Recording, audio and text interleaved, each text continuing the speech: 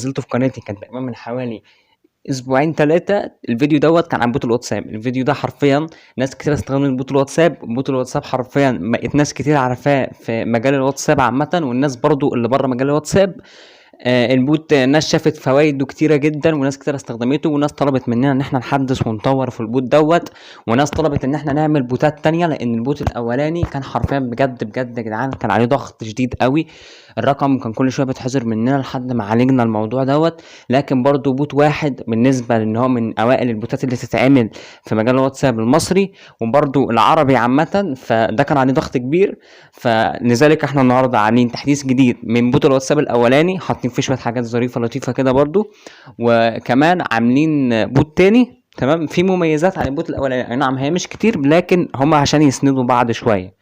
فعشان ما اطولش عليك يلا نخش على الانترو ونبدا الفيديو.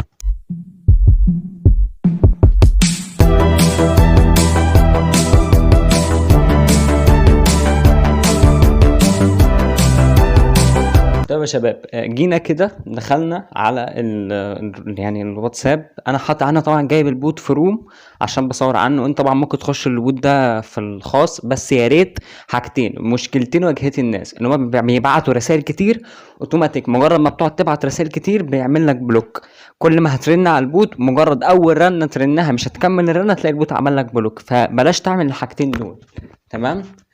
وكمان الناس اللي كانت عماله تضيف في ناس في الرومات بتاعتها وتطلع في ناس، تضيف في ناس وتطلع في ناس، دوت بيخلي رقم البوت يتحذر. فاحنا لما بنلاقي حد زي كده بنطلع البوت من الروم بتاعه. تمام. وفي ناس كتيره خلت بالك اشترت السكريبت بتاع البوت، وناس كتيره خدت البوت بتاعها فترات كبيره، وناس فتحنا لها البوت على ارقام خاصه بها هي. تمام. لو عاوز تعرف اي حاجه عن الحاجات دي كلها تقدر تتواصل معانا احنا. تمام. وهنعرفك كل الحاجات دي. تمام. فطبعا البوت القديم ده احنا طبعا هنشرح اول جزء الاولاني، هنشرح عن البوت القديم. تمام. ايه التحديثات والحاجات اللي احنا ضفناها فيه؟ هي مجرد حاجات ظريفه كده لطيفه. تشتمه مثلا يروح ردد عليك، تهزر معاه يروح مهزر معاك، وهكذا. تمام. الاول احنا كنا طبعا كلنا عارفين ان احنا كنا بنكتب له منيو.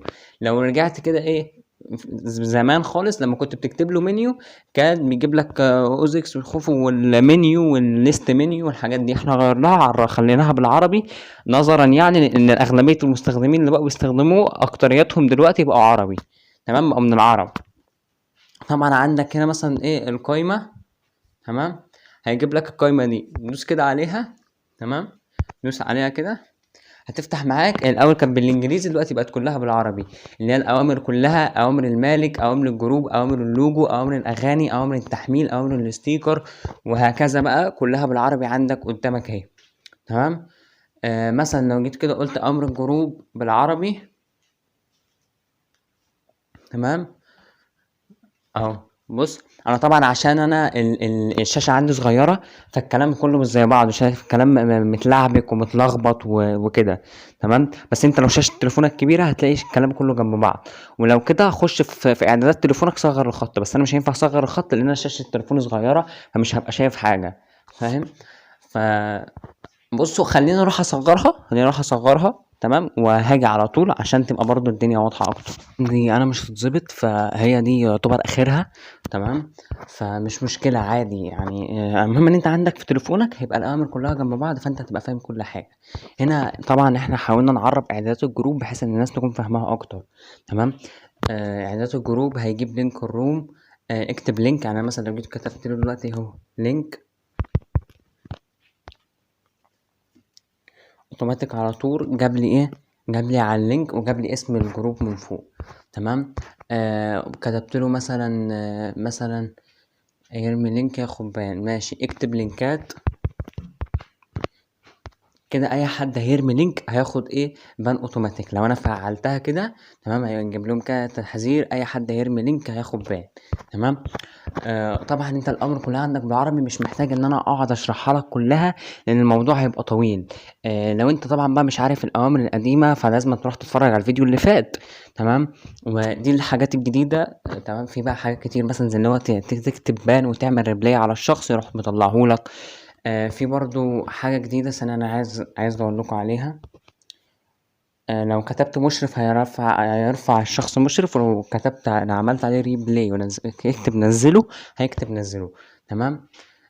في حاجة كده عايز ادور عليها عشان هي جامدة شوية. طبعا في يعني في حاجات مثلا ايه، لو كتبت له دي بتشتمك. تمام. بص، انا مش عايز بس إيه اكمل، لان هو ايه حاليا الناس كانت قالت لنا كتير، قالوا لنا ايه ضيفوا فيه ان هو ان احنا مثلا نشتمه، يشتمنا، يهزر معانا وكده، فاحنا ضفنا الحاجات ديت. بس انا مش هينفع ان انا اعرض الحاجات دي في الفيديو، لان فيها شتايم وفيها حاجات، فبلاش اعرضها عشان ما اخدش مخالفه او حاجه زي كده. فانت لو عوزتها تعالى لنا في الواتساب وهنعرفك كل الحاجات اللي هو بيقولها. تمام. وبرضه في ميزه ان هو يعني لو حد رمى شتيمه في الجروب بيطلعه اوتوماتيك. يعني احنا عرفنا المره اللي فاتت ان لو حد رمى لينك بيطرده، ولو حد رمى فيروس بيطرده. لا، دوت بقى الاحدث، ان هو لو حد رمى شتيمه معينه، شتايم احنا حاطينها له، لو رمى شتيمه منها بيطرد اوتوماتيك تايم اون بنفس الشكل ده كده. طبعا الامر دي طبعا انت احفظها بقى، او خدها كوبي بيست عندك في حافظة الكيبورد. تمام. او لو مش عارفها ابعت لنا على الواتساب واحنا نبعت لك اغلبية الاوامر دي. تمام. قول له ارسال كده. تمام. يقول لك ادفع عليك اي حد هيشتم هياخد بان غير الادمن. تمام. آه انا طبعا مش هينفع اشتم، بس في شتايم، يعني شتايم معينه احنا حاطينها له، مجرد ما بيشوف ان حد باعتها بيطرده اوتوماتيك، زي موضوع اللينكات كده. باذن الله هنحاول نزود في الشتايم دي. تمام. بحيث لو حد مثلا انت عندك جروب محترم فاتحه، ما فيش حد يشتم، ما حدش ينزل لينكات، فانت كده ضامن ان الجروب بتاعك محمي بنسبه 100% حرفيا. تمام. طبعا بقى مش عايزين ننسى ان البوت بيعمل حاجات اكتر من كده بكتير، يعني فاهم. بس هقول لك بس ثانيه نكتب امر معين، نكتب له كده اس سي. تمام. اس سي دي برضو حاجات مهمه، برضو لازم انت تكون تعرفها وتقراها وكده. تمام. وخد بالك منها يعني. تمام. نفس برضو الامر اللي فوق كده بس بالعربي، بس هي برضو حاجات مهمه هتفيدك طبعا، لانه يعتبر كله اغلبيه البوت دلوقتي بقى بالعربي، والرد بتاعه سريع جدا، من اسرع البوتات العربي حرفيا. قارناها بناس كتير عامله نفس البوتات، تمام، بوتات زيها، ونشوف السرعه بين ده وده، ده سريع جدا حرفيا والله، مش ببالغ فيه، لكن هو سريع وتقدر تسال الناس والناس اللي جربته كمان. تمام. طبعا بقى مش عايزين ننسى ان البوت بيعمل ستيكر وبيعمل لوجوهات وبيغير اسم الجروب ووصف الجروب وبيغير صورة الجروب، وبيعمل حاجات اكتر من كده كتير. فلو انت عايز تعرف ايه الحاجات دي بقى اتفرج على الفيديو اللي فات، طبعا هسيبهولك في الايقونة اللي فوق، وكمان برضو هسيبهولك في الديسكريبشن تحت. تمام. كده احنا خلصنا من اول بوت. تمام. التحديثات بتاعته انا ما حبيتش اشرح كل التحديثات، لان التحديثات اغلبيتها ضحك وهزار، اللي انت تشتمه يرد عليك، تعمله يروح يرد عليك وكلام من ده يعني. تمام. فوت هننزل ايه ده من الادمن ونرفع التاني، عشان طبعا انا لو كنت رفعت البوتات كلها كان كلهم هيردوا عليا في نفس الوقت، اغلبيتهم او الاوامر بتاعتهم شبه بعض. تمام. هرفع ده. تمام. طبعا انا بسيب لكم الارقام بتاعتهم في الديسكريبشن. ابدا ان انا اكتب له منيو. ده البوت التاني. البوت التاني يعني الاشكال فيه متغيره شويه، الاوامر فيه متغيره شويه، لسه طبعا اغلبيته بالانجلش مش زي التاني كله. التاني كله يعتبر عربي دلوقتي. متغير فيه حاجات كتير شويه. الفرق بين ده وده بقى عشان نبقى اكون صريح معاك. تمام. وانت طبعا اللي يعجبك فيهم هتاخده، اللي احنا كده كده بنطلعهم بندخلهم جروبات الناس مجانا، يعني انا عمري ما دخلت جروب حد وخدت منه فلوس او حاجه. تمام. السكريبتات والحاجات دي طبعا بقى انت بتبدا تتواصل معانا، احنا بنكون في يعني اتفاقات بيننا احنا. تمام. الفرق بينهم ان دوت التاني لما كنت بتيجي تعمل له بلاي، لما كنت بتكتب له بلاي دوت ده عرفناها طبعا في الفيديو اللي فات، ان لما بتكتب له بلاي وتكتب له مثلا اسم اغنيه او اسم فيديو على اليوتيوب بيجيبه لك، وانت تقدر تخلي البوت يبعته لك فيديو او تبعته لك بصيغه صوت وانت في الواتساب عادي. طيب هنا البوت اللي فات ناس اشتكت ان هو يعني في كلام مثلا اغاني معينه ما بيجيبهاش، في اغاني وحاجات ما بيعرفش ان هو يعمل سيرش ويجيبها، ما بيلاقيهاش اصلا. تمام، لان هو البوت التاني بيعتمد على اول بحث، يعني هو بيبحث في اليوتيوب عن اول حاجه بتظهر في وشه بياخدها يجيبها لك. البوت ده لا، يعني البوت ده لا، البوت ده حرفيا يعني هو مجرد ما بيجيب لك، يعني بيجيب لك كذا حاجه، فاهم؟ يعني مثلا أنا لو قلت له كده ليه مثلا عايز اي فيديو ليا كورس، تعالى كده واتش ليست شوي. تمام، طبعا ايه هيجيب له كذا، يعني هيجيب له كذا حد بيقول له استنى شويه، مش عارف ايه، يوتيوب كورس السكتش وير تايتل اب، مش عارف ايه، كورس سكتش وير اب كامل. هو جاب له اسم الفيديو، الفيوز طبعا ما جابهالوش، والديسكريبشن ما جابهالوش والحاجات دي، بس جاب له لينك الفيديو، قال له عاوزه فيديو ولا عايزه اوديو. التاني طبعا بقى ايه، البوت القديم كان بيجيبها بشكل احسن، لكن دوت بيجيب يعني كبحث احسن واسرع. تمام.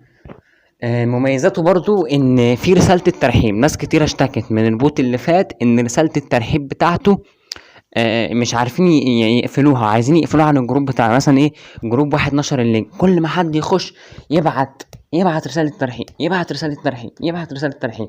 فبص مثلا الجروب دخلوا 70 واحد، فبص 70 رسالة ترحيب، بص رسالة الترحيب بتاعته طويلة وتقيلة. تمام، طويلة وتقيلة، احنا قصرنا منها خلي بالك كتير، بس هي طويلة وتقيلة. تمام. وبرضه لما حد بيطلع هبص مثلا دخل 70 فبعت 70 رسالة ترحيب، طلع 30 فبعت 100 رسالة. ليه من 100 رسالة ملهمش اي ستين لازمة. فالبوت ده بقى الميزة اللي فيه ان هو رسالة الترحيب بتاعته، معنى اصح رسالة الترحيب تقدر ان انت في خاصيتين، ان انت تقفلها عن الجروب بتاعك، تقول له مثلا ايه اقفل رسالة الترحيب، وبيقفلها على طول، ما بيرحبش بحد ولا بيعمل لحد. تمام.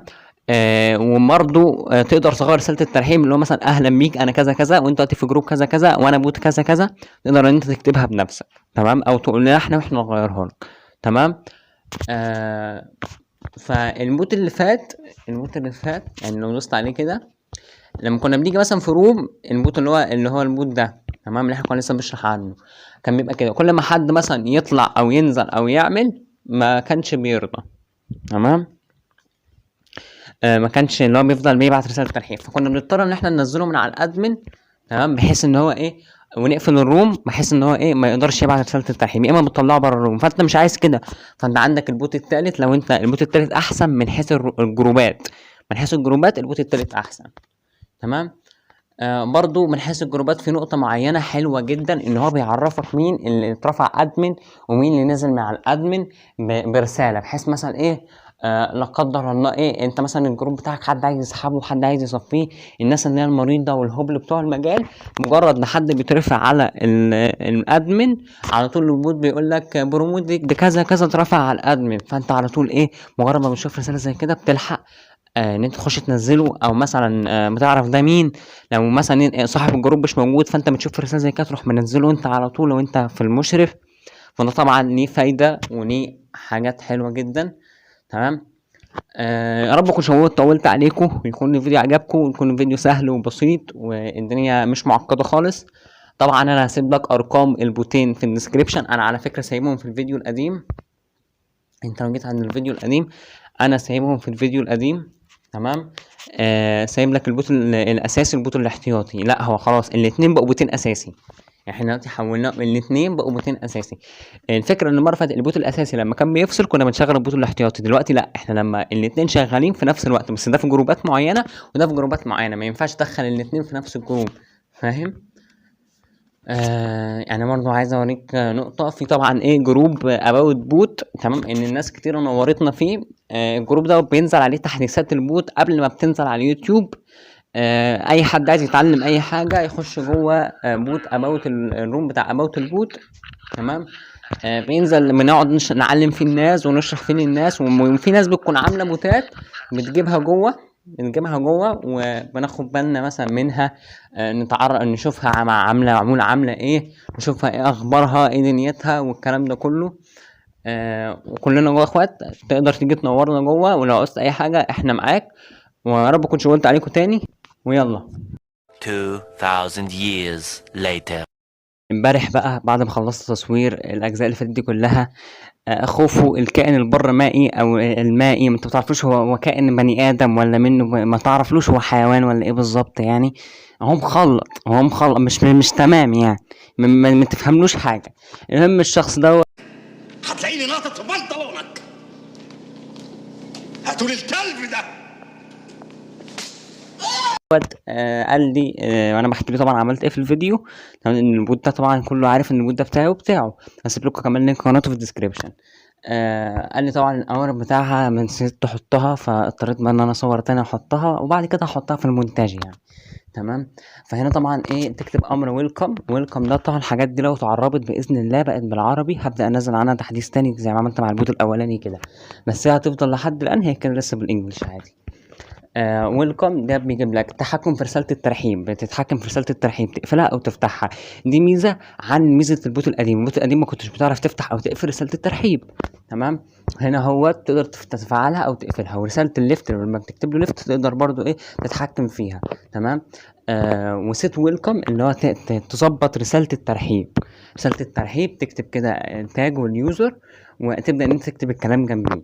هي حتى هنا برضو سيت ليفت تقدر تتحكم في الكلام اللي يبقى ظاهر للشخص اللي يخش. تمام. مثلا هو عمل اي حاجه كده. تمام. برضو انت بص يعني خليك باصص للشاشه وافهم هو كاتب ايه. هو هنا عمل اي حاجه كده، ببص راح برضو حط في الليفت اي حاجه، وبعد كده طلع البوت دوت. تمام. راح اوتوماتيك بص. تمام. راح اوتوماتيك بص لو جينا كده حملنا بس الصوره ديت عشان انا ماسح بيانات الواتساب، فشايف بيبقى شكلها جميل كده وبتصور او بتعمل لك يعني شكل حلو. تمام. وهنا برضو لو هو جابه زي ما هو كان حاطط فوق البوت حطهم له، فبتعملها بشكل حلو وشكل لطيف وظريف. فطبعا برضو دي الامر عشان تقدر تتحكم فيها. وعارف ان انا يا جدعان والله الفيديوهات بتاعتي بتبقى طويله شويه، بس الفيديوهات محتاجه شرح يعني. نعمل ايه؟ في فيديوهات محتاجه شرح، فانت تتفرج وتفهم تبقى واحد فاهم احسن ما تخش تاخد كلمتين او تاخد رقم البوت وتروح تقعد تهبط فيه ما تبقاش فاهم اي حاجه. بس فانت ما تندقش من كل شرح طويل او قصير أو حاجه زي كده، بس اهم حاجه تطلع فاهم ومعاك معلومات عن الحاجه اللي انت بتشرحها او حاجه اللي انت يعني بتفهم عنها.